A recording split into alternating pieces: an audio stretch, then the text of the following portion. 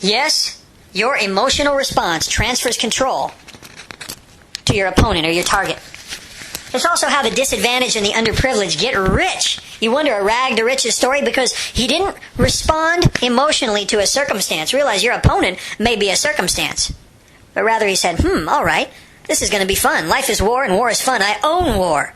How can I own it? How can I? You see what I'm saying? How can I? Instead of why. Don't ask why. Ask how. How can I? How does that work? How can I rise above this? What else can I do? Okay, let's go over the 3 mastery keys again. You're always expressing yourself. You're made of energy, and you're always radiating force. Force that either pushes away what you want or attracts what you want. There's never a time when that force isn't working.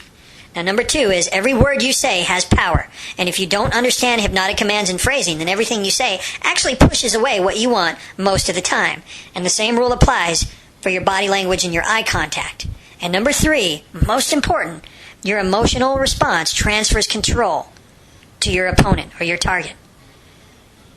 There is a way to use this to your advantage. Remember, everything is training, and all of life is martial arts. So you can train yourself. Every time you have an emotional response, and you don't respond, you go, there it is, and you catch it, and you don't do it, that makes you stronger.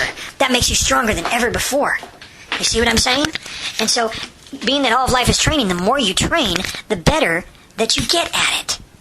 Do you see? The better that you get at it by simply not responding emotionally and training yourself not to respond emotionally. And so what happens is, when you see those red lights in your rearview mirror, what usually happens? Your heart bumps up, you starts beating a bit more rapidly, right? You look down at the speedometer and see how fast you're going. You see what I'm saying? And this is how you can even get out of a traffic ticket. You know, years ago, as a teenager, I remember a time when I was riding with my brother, and the old red lights came on in the rearview mirror, and my brother said, damn, and he slammed the dash and pulled over. Oh no, here we go again, another ticket. See, what did he do? He emotionally responded, didn't he? He emotionally responded. Now, I don't know why. I hadn't had, I had some martial arts training, but not the hypnosis and NLP training I have now. But sometimes a lot of this stuff just came naturally to me. I mean, he just looked so agitated, and who knows? We didn't know what the cop wanted. I just had a different and objective view, and I said, bro, relax. You don't know what's up yet. Maybe, why don't we just see what he wants? Maybe have a taillight out or something. Could be a fix-it ticket. Don't worry about it. My brother said, just shut up. Arr! My brother was pissed off, face red, scared, all that stuff, and having a bad day like every day. So the cop came up to the window, and my brother just kind of stuffed his driver's license and insurance out there, and kind of looked at the cop with a scowl. And the cop says, you know how fast you were going back there? And my brother said, no. And impatient. Cop said, you're doing 40 and the speed limit here is 30. My brother just kind of scowled. Oh, yeah, So the cop said, I'll be right back, and proceeded to write him a ticket, just as my brother expected. Now, pause right there. Mental warfare secrets and warrior hypnosis is not about positive expectation. We're beyond expectation. So that's not what I'm getting at here. Don't think that you just simply expect the best and get the best. Well, it's a good idea to have positive expectation. There is a power in that, but not like you've heard. Not like you've heard in the positive thinking and all of this, visualization stuff. We're way beyond that. That's like yellow belt and orange belt, okay? Warrior hypnosis is 6-degree black belt. Just keep that in mind right now. So if you're hearing this thing, I've heard that before. Visualization, positive thinking, and positive expectation. Hey, guess what? We're going to step right through that yellow belt stuff, okay? It's good. You need your yellow belt. You need your Kihon Kata. You need your beginning foundation, but I assure you, you get way beyond that, okay? So let's just get back. Cop wrote him a ticket just as he expected, just as he was built up for. And it may sound like an old cliche, but you really do get what you put out.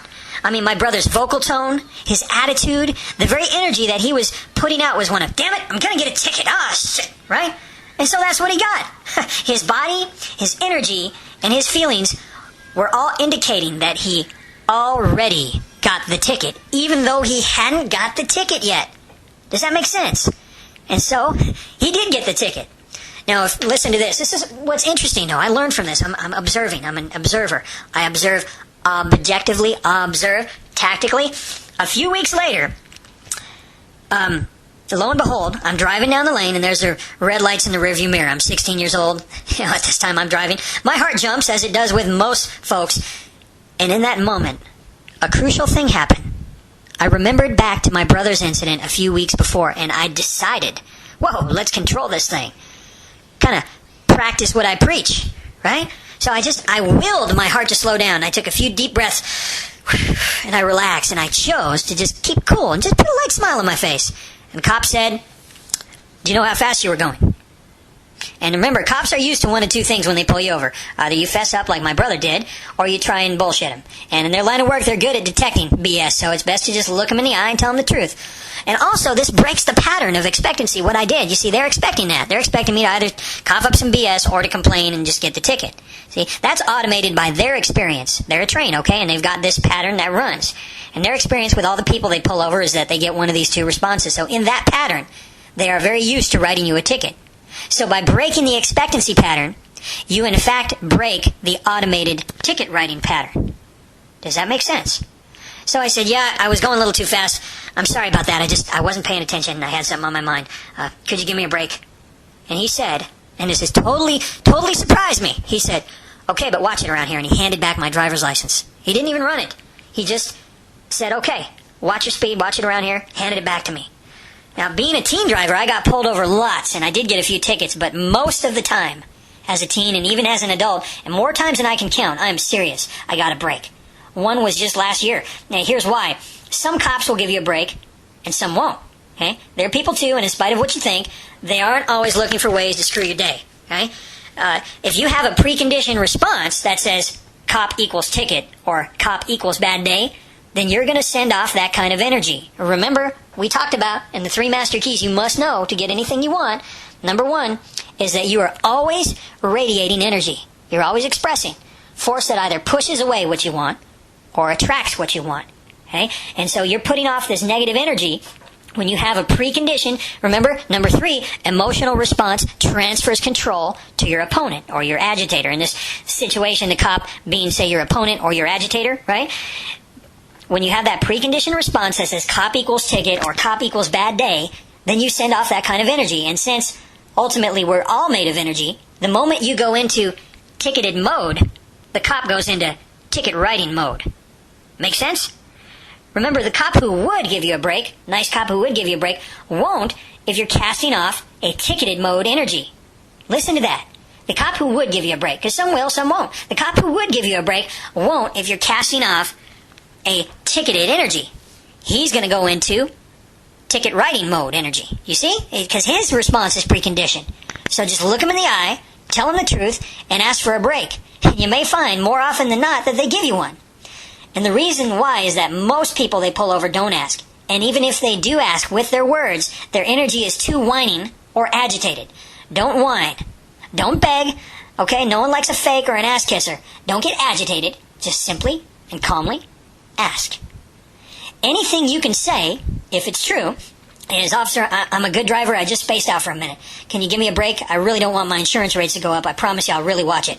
That's worked for me on a few occasions. And I do try to not, I haven't gotten pulled over only once, probably in the last 4 years or 5 years.